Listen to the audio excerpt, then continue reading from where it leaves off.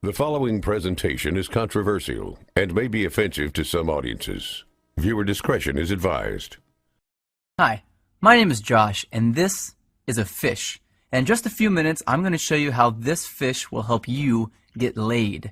And it'll do it without teaching you cheesy pickup lines that don't work, without letting you spend a dime on dinners and drinks, and without anyone ever noticing you're using his techniques on them. But first, I gotta warn you.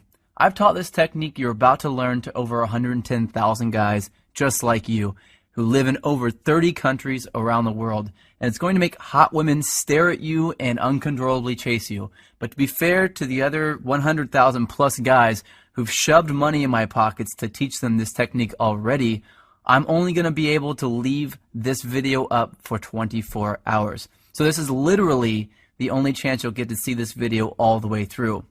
And if you actually think you have something better to do than learn this technique, then you're either gay, not that there's anything wrong with that if you are, or you're so old you piss dust. If you consider yourself an above average or even typical guy, stick around, this is totally for you. And if you watch until the end of the webinar, I'm going to give you the system that is literally step by step and is proven to create sexual intrigue that is so compelling and so powerful that almost any girl you use it on will find their panties around their knees, soaked to the max before she can even say, "My name is."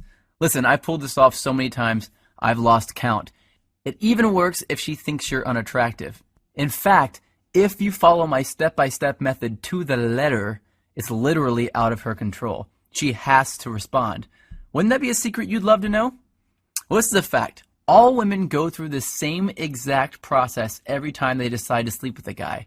And trust me, you've never seen anything like this before, so make sure you watch this video to the very end. But first, I'm going to tell you a sex story. Yeah, I know most guys would tell you all about their different media appearances they've done, all the books they've authored, blah, blah.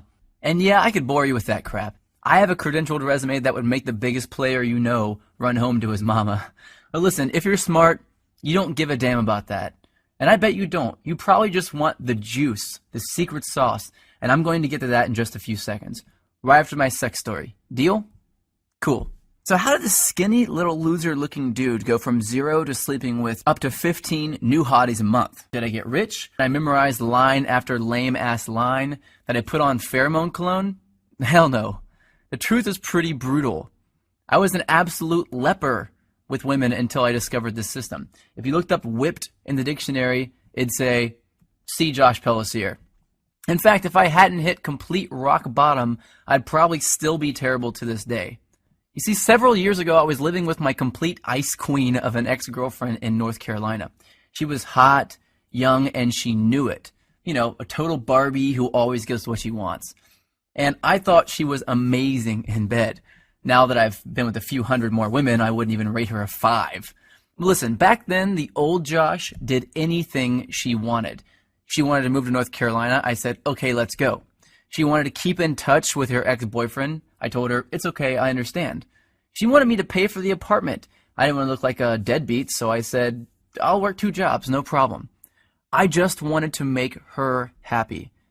So one brutally hot day, I come home from a 14-hour shift at the coffee shop I worked at to find her freaking out. She told me that her dad was making a surprise visit, and she never told him that she was dating anyone, and definitely not that she was living with someone. And the worst part, he was showing up that night. So she told me to get all my stuff and leave the house for a couple of days so he wouldn't find out that I lived there with her. And, like the little boy that I was, I left.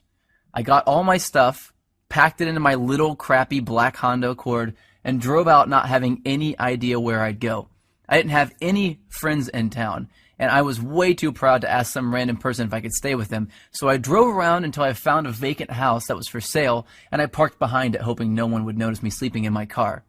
It wouldn't have been too bad, really, but I had to do it for 3 days in a row, and on the 3rd day, something happened and I snapped. See, I had to sleep with my windows open because it was way too hot to close them.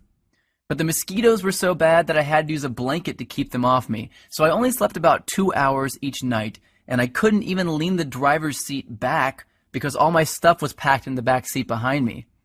So I had to sleep sitting up in the driver's seat, covered in a blanket, in the sweltering heat, behind a vacant house, like a hobo. And then it happened. I was half asleep and I hear, "Freeze, put your hands where I can see them." I freak out, of course. So in a daze, I put my hands out the window and a swarm of police officers jog over to my car with their guns out and aim at my window. Apparently, the neighbor had seen a strange car parked behind the vacant lot and called the police.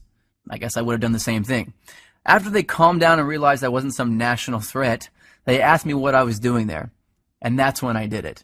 I told them that my girlfriend's dad was in town and he didn't know we were dating, so I had to sleep in my car for a few days.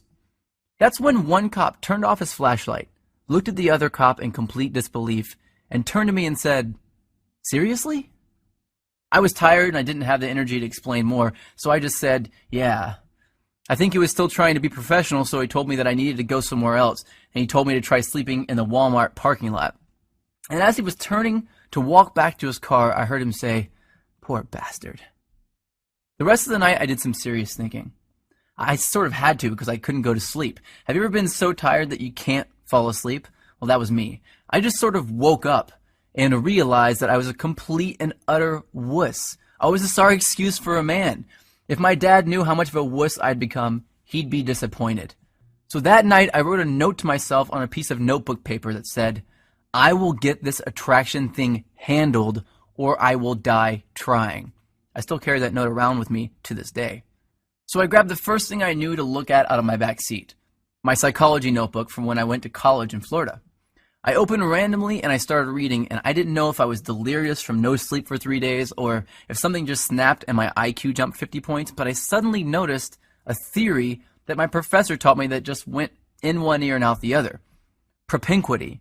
It's a $10 word, which is probably why I never remembered it in the first place. So I read all my notes on this propinquity thing, and I thought, well, screw it. What the hell do I have to lose? I'll try it out tomorrow. So the next morning, after rinsing off with paper towels in the bathroom at a place called Panera Bread, seriously, I went into work and I started using it on the customers. The first time I used it, nothing. The second time, nothing again. But the third time, she smiled, asked me my name, and said she'd like to hang out after I got off work. I thought, holy crap, it actually worked. So that night I hung out with her for an hour or two. No, nothing happened with her because I still didn't know what the hell I was doing, plus I wasn't single yet.